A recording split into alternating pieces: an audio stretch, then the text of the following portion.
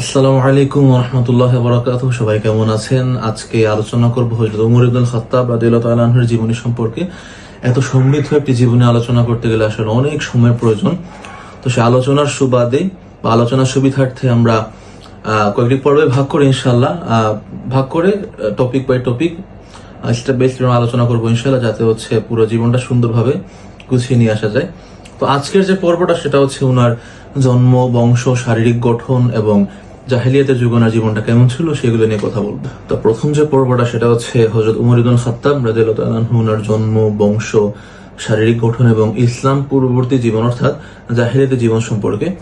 তো ওমর ইবনুল খাত্তাব রাদিয়াল্লাহু তাআলা আনহু ওনার জীবনটা শুরু হয় কুরাইশ বংশের সম্ভ্রান্ত পরিবারে। তিনি ব্যক্তি জীবনে শুধু শাসকই ছিলেন না, বরং জাহেলিয়াতের যুগের সময় থেকেই তিনি ছিলেন অন্যতম একজন প্রভাবশালী, শিক্ষিত এবং শক্তিশালী মানুষ। তো তার জন্ম থেকে শুরু করে ইসলাম পূর্ববর্তী অর্থাৎ জাহেলিয়াতের যে অংশটা সেটা জানা আমাদের জন্য জরুরি। কারণ ওনার ইসলাম পরবর্তী জীবন যেটা, সেই প্রত্যেকটা কাজে কোথায় ওনার পূর্ববর্তী জীবনের প্রত্যেকটা বিষয়েরই কিছু না কিছু প্রভাব ছিল, সেজন্য আগের অংশটা জানা আমাদের জন্য অনেকটা জরুরি। প্রথমে যদি বলি ওনার বংশ পরিচয় এবং জন্ম সম্পর্কে, তো ওনার পুরো নামটা হচ্ছে হযরত ওমর ইবনুল খাত্তাব ইবনে নুফাইল ইবনে আব্দুল উজ্জা। তার পিতার নাম ছিল খাত্তাব ইবনে নুফাইল, যিনি কুরাইশ বংশের আদি গোত্রের একজন বিশিষ্ট সম্মানিত ব্যক্তি ছিলেন। ওনার মায়ের নাম ছিল হানতামা বিনতে হিশাম, যিনি মুগিরা ইবনে আব্দুল্লাহর বংশধর, যারা মক্কার কয়েকটি অভিজাত পরিবারগুলোর মধ্যে গণ্য হতেন, অর্থাৎ পুরো মক্কার অন্যতম কয়েকটি পরিবারের মধ্যে তারাও ছিলেন একটা পরিবার। তো সেদিক থেকে বলা যায় ওনার পিতা এবং মাতা উভয়ের দিক থেকে চিন্তা করলে উনি ছিলেন একটা সম্ভ্রান্ত বংশের সন্তান।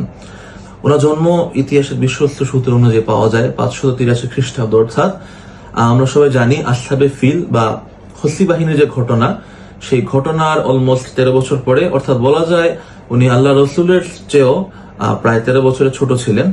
তো সেই সময়টাতে উনার যখন জন্ম হয় তখন তো আরব সমাজটা ছিল জাহেলিয়াতে নিপতিত ছিল। তো অন্ধকার, বিভ্রান্তি, তারপর হচ্ছে মূর্তি পূজা, অত্যাচার, বর্বরতা, এগুলো ছিল ওই সমাজের নিত্যদিনের ঘটনা। কিন্তু এই পরিবেশেই তিনি বেড়ে ওঠেন এবং একটি শক্তিশালী ব্যক্তিত্ব নিয়ে তিনি বেড়ে ওঠেন। তো এখন যদি কথা বলি ওনার শারীরিক গঠন বৈশিষ্ট্য কেমন ছিল, সেটা আমাদের জন্য একটি গুরুত্বপূর্ণ টপিক। তো ওমর রাদিয়াল্লাহু আনহু ছিলেন অত্যন্ত শক্তিশালী, লম্বা এবং সুগঠিত গড়নের একজন মানুষ।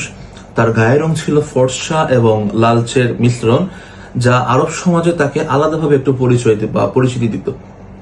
তিনি চলাফেরা ছিলেন একজন দ্রুতগামী ব্যক্তি এবং তিনি পদক্ষেপের ক্ষেত্রে, পদচারণার ক্ষেত্রে তিনি হচ্ছে একটু জোরালো পদক্ষেপে চলতেন, যে সাধারণত তিনি কোনো জায়গায় গেলে তার শব্দ শুনে বোঝা যেত যে ওমর এসেছেন, এরকম। তো তিনি যেমনটা দৈহিকভাবে ছিলেন শক্তিশালী, তেমন কথাবার্তার ক্ষেত্রে ছিলেন স্পষ্টভাষী এবং হচ্ছে কোনো কথা বলতে গেলে উনি দ্বিধা করতেন না। তো জাহেলিয়াতের যুগে তিনি কুস্তিগীর হিসেবে বিশেষ খ্যাতি অর্জন করেছিলেন। কারণ হচ্ছে আমরা জানি একটা মেলা, আরব ওই সময় একটা মেলা বসতো, সেটার নাম হচ্ছে উকাজ মেলা। তো আরবের বিখ্যাত উকাজ মেলা, যেখানে সারা পুরো আরব অঞ্চলের বিভিন্ন শ্রেষ্ঠ কবিদের সমাবেশ ঘটতো এবং পাশাপাশি বিভিন্ন ধরনের প্রতিযোগিতার আয়োজন হতো। তো সেখানে কুস্তি খেলা হতো। সেই কুস্তি খেলায় ওমর রাদিয়াল্লাহু তাআলা আনহু, ওই সময় এটা আমি ইসলাম পূর্ববর্তী জীবনের কথা বলছি, তো ওই সময় উনি প্রায়শই কুস্তি খেলায় বিজয়ী হতেন এবং বিজয়ী না হলে অংশগ্রহণ করতেন এবং ম্যাক্সিমাম খেলাতে উনি বিজয়ী হতেন। তো সেই জায়গা থেকে আমরা বুঝতে পারি উনি আসলে একজন শক্তিশালী এবং কুস্তিগীর ছিলেন। তো পাশাপাশি উনি ছিলেন একজন অসাধারণ ঘুড়সাওয়ার। ঘুড়সাওয়ার যারা ঘোড়ায় চড়ে খুবই দক্ষ, তাদেরকে ঘুড়সাওয়ার বলে। তো ঘোড়ায় চড়ার সময় তার দেহ চামড়ার সাথে এমনভাবে লেগে থাকতো, বা তার ঘোড়ার চামড়ার সাথে তার দেহটা এমনভাবে লেগে থাকতো যে মনে হতো তিনি ঘোড়ারই অংশ।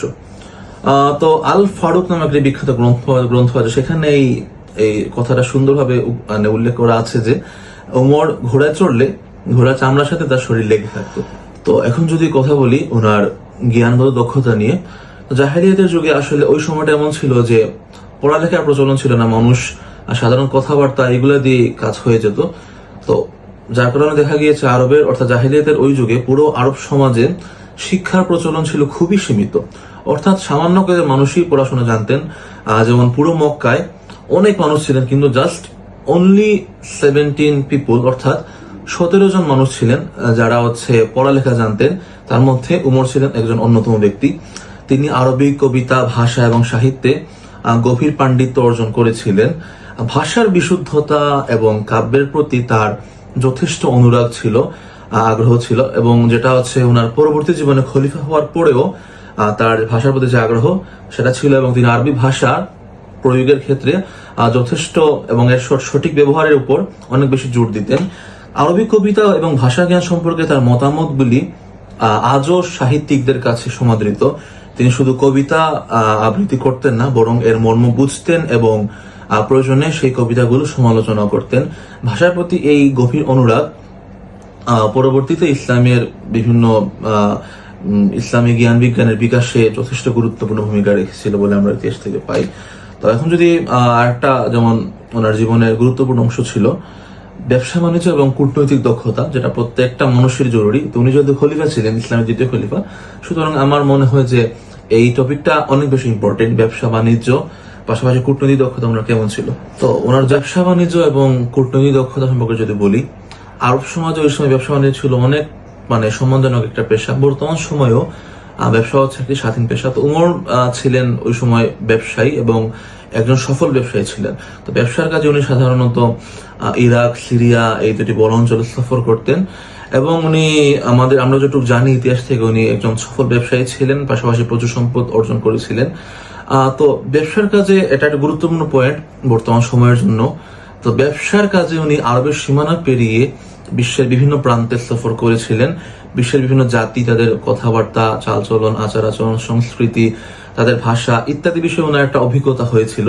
সেই এক্সপেরিয়েন্সটা পরবর্তী জীবনে যখন উনি ইসলামের খলিফা ছিলেন, তখন বিভিন্ন শাসন সংক্রান্ত কাজে বা প্রশাসনিক কাজে তিনি জানতেন কিভাবে বিভিন্ন জাতি ও সংস্কৃতির সাথে সম্পর্ক স্থাপন করতে হয়। তার প্রজ্ঞা, বিচক্ষণতা ও স্পষ্ট ভাষিতার কারণে কুরাইশরা যে কোনো বিরোধ বা সমস্যা হলে তাকে মীমাংসার কাজে তাকে আহ্বান করত। বিখ্যাত গ্রন্থ আল ফারুক গ্রন্থে উল্লেখ আছে একটা কথা, যে জাহেলিয়াত যুগেই উমরের সুনাম আরবে ছড়িয়ে পড়েছিল, তাই কুরাইশরা সবসময় তাকেই দূত হিসেবে বেছে নিত। অর্থাৎ ওনার ব্যবসার কাজে যে ওনার এক্সপিরিয়েন্সটা অর্জিত হয়েছিল, সেটা পরবর্তী যে কোনো কাজে আমরা জানি, আমরা যখন আমাদের নলেজের মধ্যে ডাইভার্সিটি থাকে, সেটা আমাদের বিভিন্ন কাজে খুব বেশি হেল্প করে। তো ওনার ক্ষেত্রেও সেটা হয়েছিল। পাশাপাশি যদি আমি বলি, ওনার একটা বিষয় ছিল সাক্ষরতা ও বুদ্ধিবৃত্তিক চর্চা, যেটা শুধু ব্যবসা বা কুস্তিতেই নয়, বরং তিনি বুদ্ধিবৃত্তিক চর্চায় অনেক এগিয়ে ছিলেন। যেমন চিঠিপত্র লেখা, দলিল দস্তাবেজ তৈরি করা, বিভিন্ন নথিপত্র, কাব্য সংরক্ষণ করা, এটা আমরা বর্তমান সময়ে যেটাকে বলি অফিসিয়াল কাজ, ডাটা কালেকশন এবং সেটা সংরক্ষণ করে রাখা, এটা বর্তমান সময়ের জন্য খুবই একটা স্কিলফুল কাজ বলা যায়। তো সেই ক্ষেত্রে উমর রাদিয়াল্লাহু আনহু ওই সময় ছিলেন, ইসলাম পূর্ববর্তী জীবনে অনেক দক্ষ ছিলেন। তো জাহেলিয়াতের যুগে আরবের অন্যান্য কুরাইশ ব্যক্তিত্ব যারা ছিলেন বা সাধারণ মানুষ যারা ছিলেন, তারা ছিলেন নিরক্ষর ছিলেন। একটা কথা বলি, নিরক্ষর আর মূর্খ বা জাহিল একই অর্থ না। নিরক্ষর মানে ওনার হয়তো বা একাডেমিক যে জ্ঞান সেটা নাই, কিন্তু উনি সুশিক্ষিত, সেজন্য আমাদের বিষয়টা মাথায় রাখা দরকার। তো আরবের বড়টা অংশ ছিল নিরক্ষর, কিন্তু উমর ছিলেন সে জায়গায় ভিন্ন। তিনি ছিলেন পড়াশোনা জানা একজন মানুষ। তার এই শিক্ষিত মানসিকতা ইসলাম গ্রহণের পর প্রশাসনিক বিভিন্ন কাজে এসেছিল। যেমন আল্লাহর কিতাব, মহাগ্রন্থ আল কুরআন তার কাছে, উনি এমন সময় এই কিতাবের দাওয়াত পেয়েছিলেন যখন তিনি নিজে ছিলেন একজন লেখক, একজন পাঠক, একজন বিশ্লেষক এবং একজন পণ্ডিত ব্যক্তি। তো বলা যায় যে ওনার যে সাক্ষরতা, সেটা একটা কথা আছে যে ইসলাম পূর্ববর্তী জীবনে ছিল সম্মানিত, আল্লাহ তাকে ইসলাম পরবর্তী জীবনে সম্মানিত করেছেন। উমর ছিলেন এমন একজন ব্যক্তি যিনি ইসলাম পূর্ববর্তী জীবনে ছিলেন যথেষ্ট সম্মানিত একজন ব্যক্তি। এবং তবে অবশ্যই ইসলাম পরবর্তী জীবনে তার পূর্ববর্তী জীবনের অভিজ্ঞতা, জ্ঞান সেটা কাজে লাগিয়েছিলেন আল্লাহর জন্য। আর আল্লাহ তাকে এত বেশি সম্মানিত করেছিলেন আমরা জানি। উমর, যদি আমরা শাসন ব্যবস্থা, শাসক এই বিষয়টা নিয়ে আসি, খেলাফত, উমর হচ্ছেন একজন অদ্বিতীয় ব্যক্তি, একজন অনবদ্য একজন ব্যক্তিত্ব। তো বলা যায় ওনার এই দক্ষতা আমাদের জন্য একটা অনুসরণীয় একটা বিষয়। তো পরিশেষে যদি ওনার ইসলাম পূর্ববর্তী জীবনটাকে আমি একটা সামারাইজ করে নিয়ে আসি, এরকম বলা যায় যে উমর ছিলেন জাহেলিয়াতের যুগের জীবনেও উনি একজন একাধারে শক্তিমত্তা, শিক্ষা, ব্যবসায়িক সাফল্য, কূটনৈতিক দক্ষতা সমন্বয় ছিল ওনার পুরো জীবনটা। তো তিনি ছিলেন আরবের শ্রেষ্ঠ ব্যক্তিদের মধ্যে অন্যতম। শারীরিক দিক দিয়ে, মানসিক সব দিক দিয়ে ইসলাম আগে তার এই অবস্থান, মানে ইসলাম পূর্ববর্তী তার যে অবস্থান, ইসলাম গ্রহণের পর তাকে মুসলমানদের মধ্যে অত্যন্ত একজন মূল্যবান ব্যক্তিত্ব হিসেবে পরিগণিত করেছিল। আজ যখন আমরা ওনার জীবনী নিয়ে কথা বলছি, তখন আমাদের মনে রাখা উচিত যে ইসলাম এই সুপরিণত ও গুণসম্পন্ন ব্যক্তিত্বকেই পেয়েছিল, এবং এই ব্যক্তিত্বই ইসলামের ইতিহাসের গতিপথ বদলে দিয়েছিলেন।